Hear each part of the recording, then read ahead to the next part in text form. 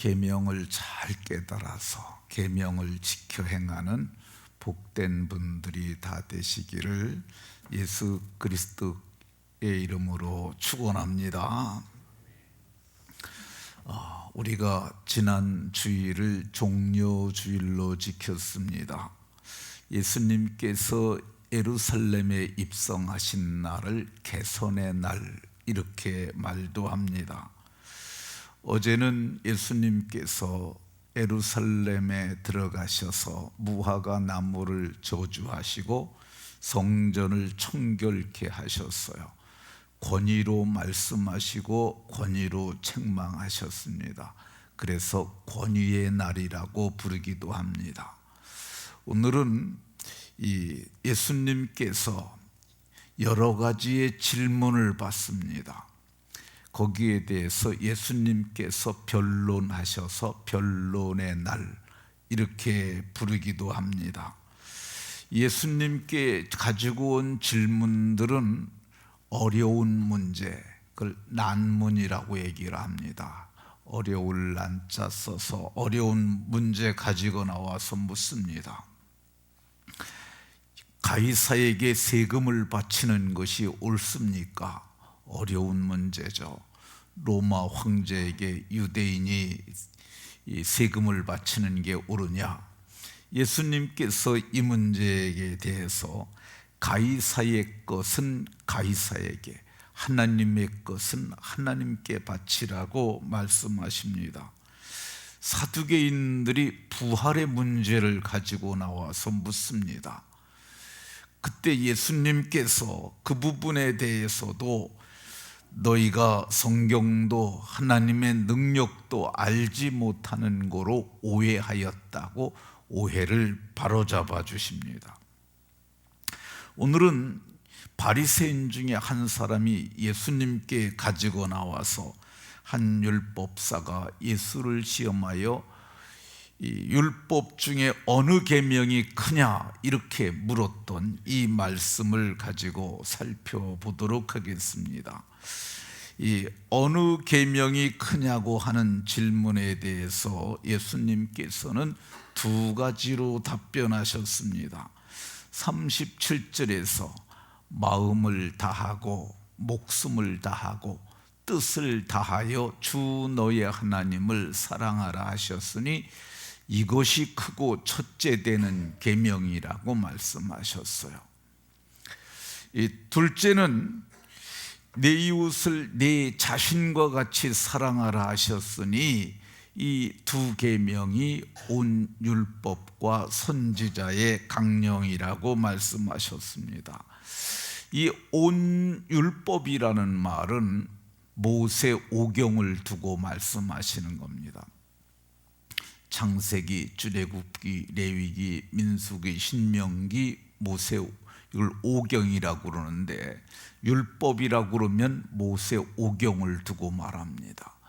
선지자의 강령이니라 라고 말씀하셨는데 이 선지자라는 말은 선지서 전체를 얘기를 하는 거야.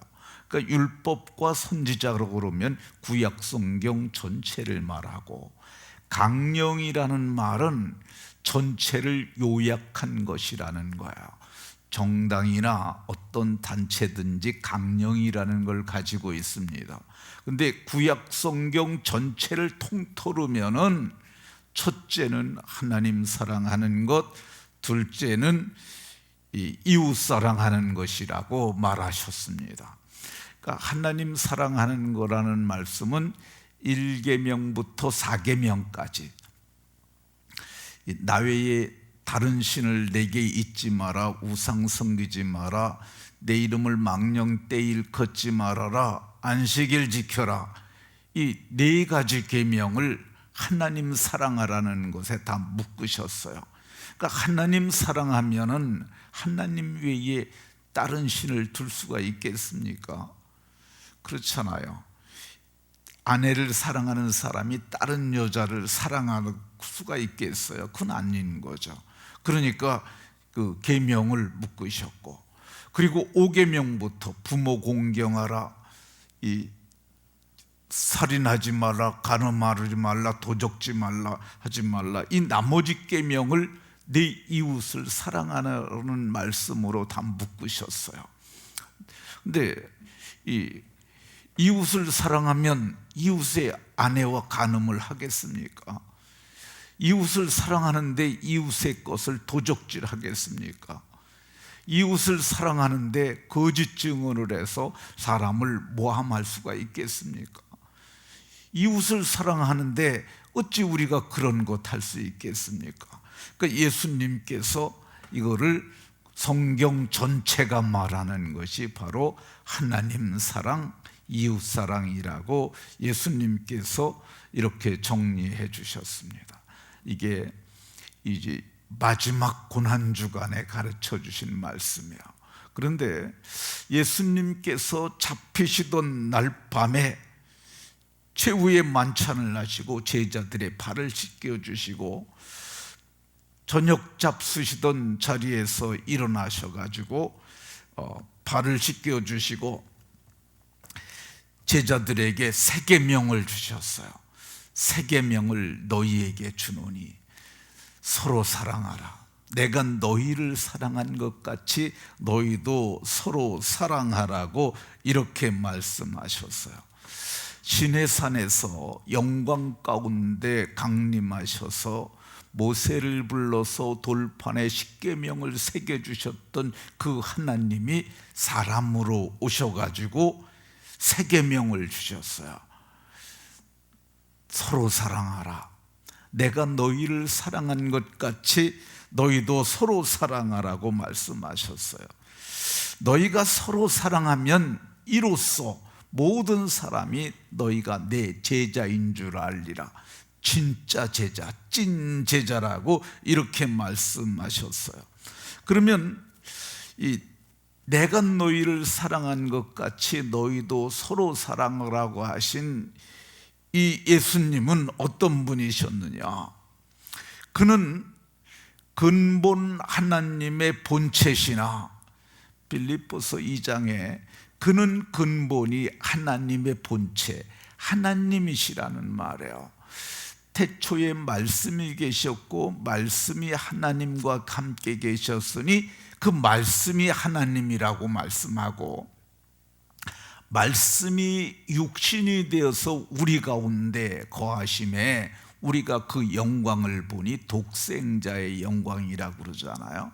그러니까 예수님이 태초에 말씀으로 계셨고 천지 창조에 개입하셔서 만물이 그로 말미암아 지은 바 되었으되 요한복음 1장 4절에 말씀합니다. 근데 그분이 육신을 입고 사람의 몸을 입고 이 땅에 오신 거야. 근데 그 근본 본체가 되시는 하나님이라고 말씀하세요. 우리를 사랑하신 분이 어떤 분이라고 그러냐? 요한복음 3장 35절에 보면 아버지께서 아들을 사랑하사 만물을 다 그의 손에 주셨으니, 아버지께서 아들을 사랑하셔서 만물을 다 그의 손에 주셨으니 만물의 주인이시라는 거야. 이 만물이라는 말을, 이 만물이라는 말은 세상에 있는 모든 것을 얘기해요. 이 만유라고도 표현을 하는데 요한계시록에 보면 예수님은 만주의 주시요 만왕의 왕이시라고 얘기를 하거든요. 만유라는 말은 우주 안에 있는 모든 총체를 만유라고 얘기를 하는 거야. 그러니까 이 모든 것의 주인이신 조금도 부족함이 없는 그분께서 우리를 사랑하셨다고 말씀하셨습니다. 우리를 사랑하셔서 어떻게 하셨습니까? 그는 근본 하나님의 본체신데 하나님과 동등됨을 취할 것으로 여기지 아니하시고 자기를 비우셨어요. 이 자기를 비우셨는데 얼마만큼 비우셨느냐? 아주 모든 것을 다 비우셨어요.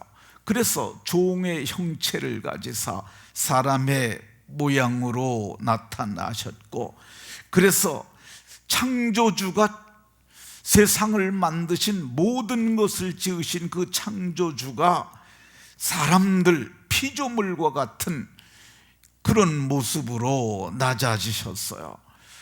우리를 어떻게 그분이 사랑하셨냐?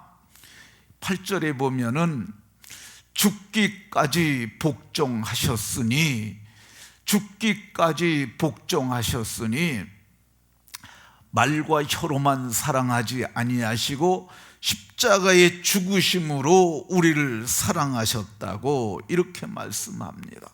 이 죽음을 히브리서 기자는 오직 자기 피로 영원한 속죄를 이루신 대속의 죽음을 하고 이렇게 말씀합니다. 우리는 이 속죄로 말미암아 그의 피로 속량 곧 죄사함을 받게 됐는 줄로 믿으시기 바랍니다. 이제는 그래서 누구든지 우리를 사랑하사 자기 몸을 버리신 그 속죄의 은혜를 믿는 자는 영생을 가지게 되었고요, 이제는 누구든지 이 속죄를 믿는 자는 25절에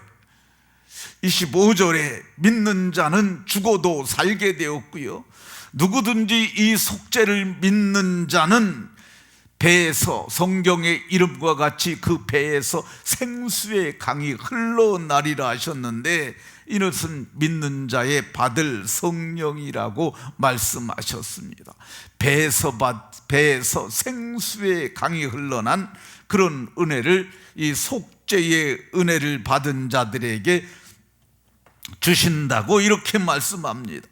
누구든지 이 속죄를 믿고 주의 이름을 부르는 자들은, 베드로 사도는 구원을 받을 것이라고 말씀하셨고, 누구든지 이 속죄를 믿고 주의 이름을 부르는 자는 바울 사도도 구원을 받으리라고 이렇게 말씀하셨습니다. 그러면 대속을 믿음으로 구원을 얻은 우리가 어떻게 예수님처럼 사랑할 수 있겠습니까? 예수님께서 내가 세 계명을 주노니 서로 사랑해라, 내가 너희를 사랑한 것 같이 너희도 서로 사랑하라고 그랬는데, 우리가 어떻게 예수님처럼 사랑할 수 있겠습니까? 그것은 우리가 우리의 의지 가지고 되는 게 아닙니다. 이 사랑을 우리가 받아야 그 사랑을 할 수 있는 거야. 이 사랑을 로마서 5장 5절에서 우리에게 주신 성령으로 말미암아 하나님의 사랑이 우리 마음에 부음바 됨이니, 우리에게 주신 성령으로 말미암아 하나님의 사랑이 우리 마음에 부어지게 되면 우리가 그 사랑을, 우리가 형제를 사랑할 수 있다고 이렇게 말씀합니다. 그러면 그 사랑이 어떻게 우리 마음에 부어지겠어요? 사랑이 부어져야 사랑을 할 수 있는데, 그 사랑을 어떻게 우리가 부음을 받을 수 있겠습니까? 이거는 깨닫는 게 중요합니다. 이게 머리로 아는 게 아니라 마음으로 깨닫는 거야. 머리로 아는 것은 이성의 영역, 지적의 영역인데, 여기서 머물러 있게 되면 알기는 아는데 행할 수가 없어요. 마음으로 깨달아야 되는데, 그게 어떤 거냐?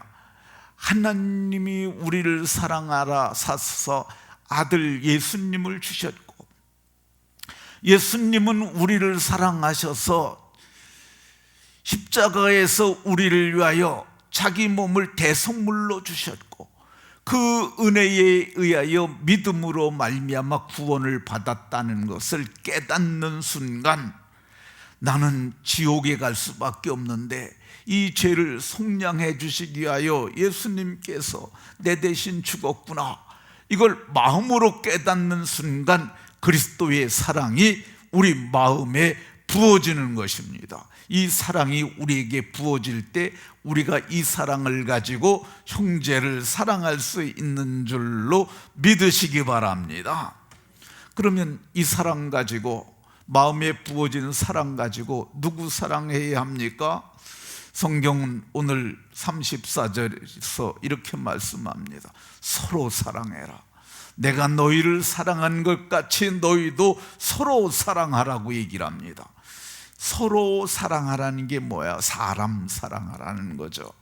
그러나 오늘날의 많은 사람들이 하나님 사랑하고 사람 사랑해야 하는데 성경이 두 가지만 사랑하라고 얘기를 합니다. 마음을 다하고 목숨을 다하고 뜻을 다하여 주 너의 하나님을 사랑하고 내 이웃을 내 몸과 같이 사랑하라고 하셨는데 많은 사람들이 사랑해서는 안 될 것을 더 적극적으로 사랑하고 있습니다. 사랑해서는 안 될 게 뭡니까? 돈입니다. 바울 사도는 디모데전서 3장 3절에서 교회의 직분자들에게 돈을 사랑하지 아니하며 돈 사랑하면 안 된다고 얘기를 합니다.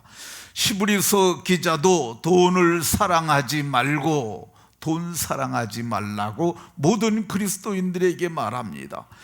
디모데에게 편지하면서 돈을 사랑함이 일만하게 뿌리가 되나니 이렇게 말씀합니다. 돈이 일만하게 뿌리가 아닙니다. 이거 잘 보셔야 돼요. 이 잘못 오해를 해서 돈이 일만하게 뿌리가 된다고 오해를 하는 분들이 있습니다. 문제는 돈이 일만하게 뿌리가 아닙니다. 돈을 선하게 사용하면 그건 선한 도구가 되는 거예요. 돈을 나쁘게 사용하면 나쁜 도구가 되지만, 근데 문제는 뭐냐면 돈을 사랑하는 거야. 돈을 사랑하게 되면 종이 됩니다. 돈의 종이 되는 거야. 그래서 성경은 돈을 사랑하지 말라고 이렇게 말씀합니다. 돈은 사랑의 대상이 아니고 뭐냐? 돈은 필요한 거야. 사도행전 2장 45절에 성령 받은 성령 공동체가 각 사람의 필요를 따라 재물을 나눠줬다고 얘기를 합니다. 4장 35절에도 각 사람의 필요를 따라 나눠줌이라 이렇게 말씀하고 있습니다. 그러니까 재물은 필요를 따라 쓰는 거야. 재물은 그래서 물과 같아요. 이게 물이 낮은 곳으로 흘러가는 것처럼 재물도 흘려보내는 거야. 재물을 많이 갖고 싶은 사람들은 재물을 필요한 것을 많이 만들면 하나님이 거기 많이 필요하구나 하고 그쪽에 재물을 주시는 거야. 근데 많은 사람들이 움켜쥐니까, 이 그리스도인들 가운데서도 움켜쥐니까 하나님께서 재물을 안 주시는 거야.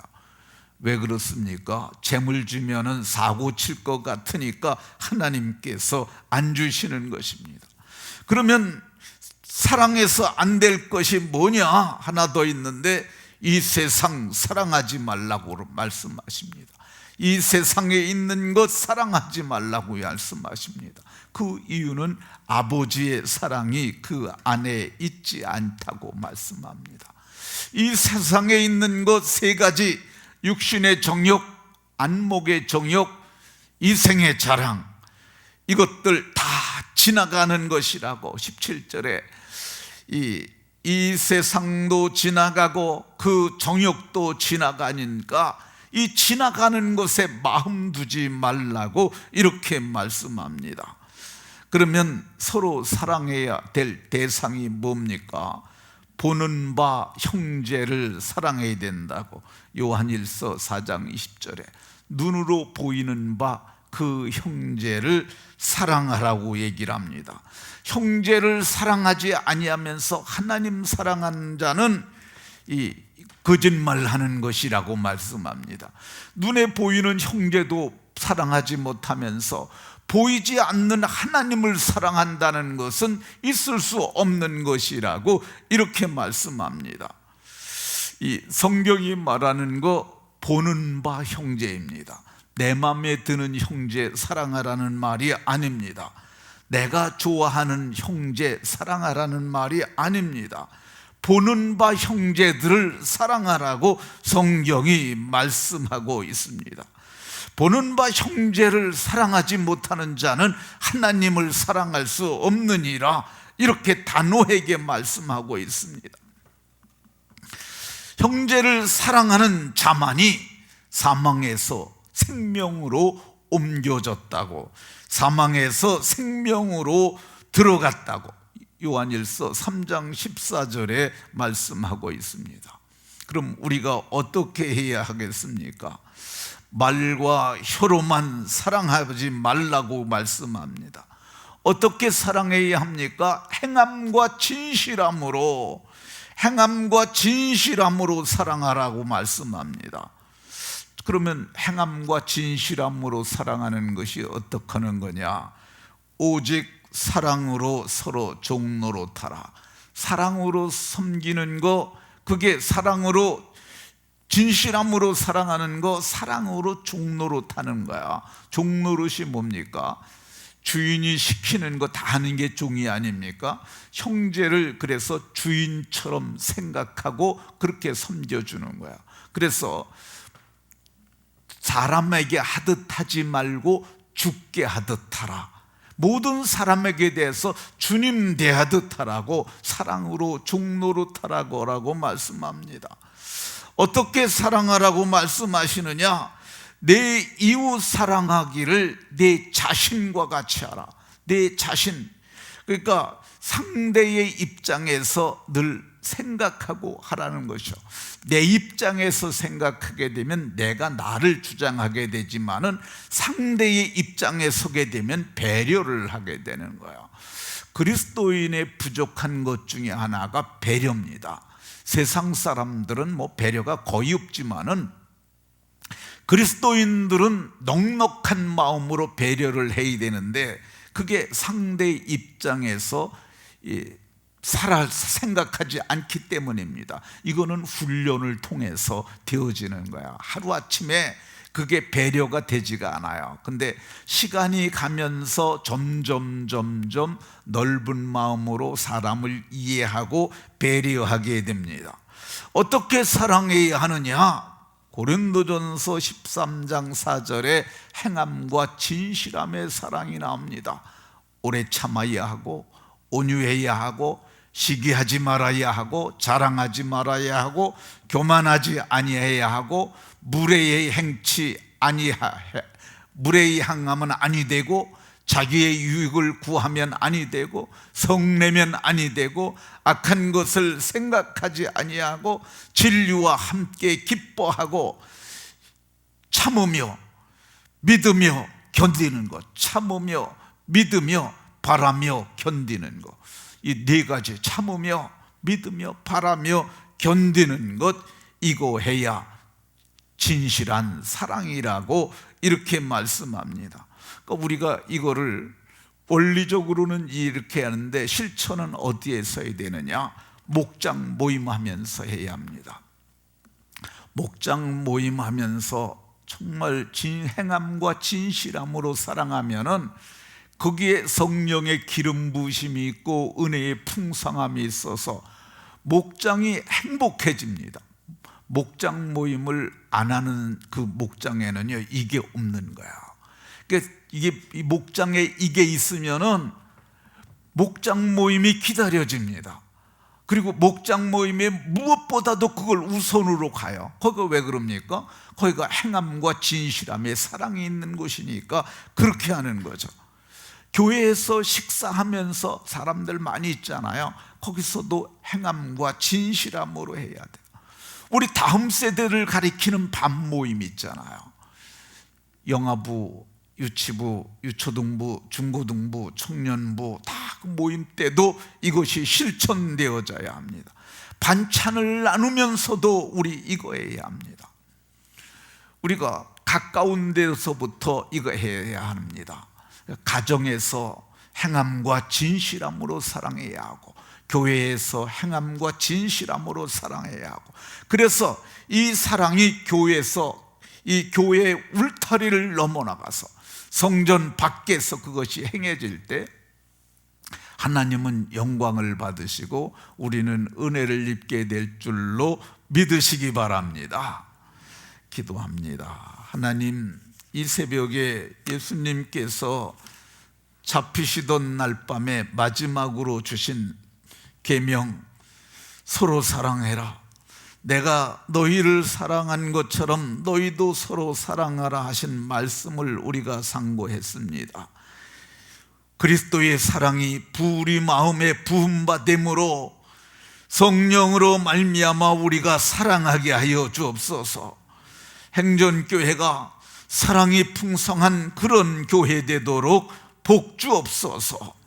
이 새벽에 모인 모든 성도들 성령으로 말미암아 그리스도의 사랑이 마음에 부어지는 아름다운 새벽 되게 하여 주옵소서. 365일 예물 정혜선 권사님 그리고 담임 목사 이승일 백현주 집사가 하나님 앞에 또 21일 작정하고 하나님 앞에 예물 드렸고 일천번제 세 분이 하나님 앞에 드렸습니다. 하나님 예물을 기뻐 받으시고 마음의 생각과 기도가 다 연합되는 아름다운 새벽 되게 하여 주옵소서.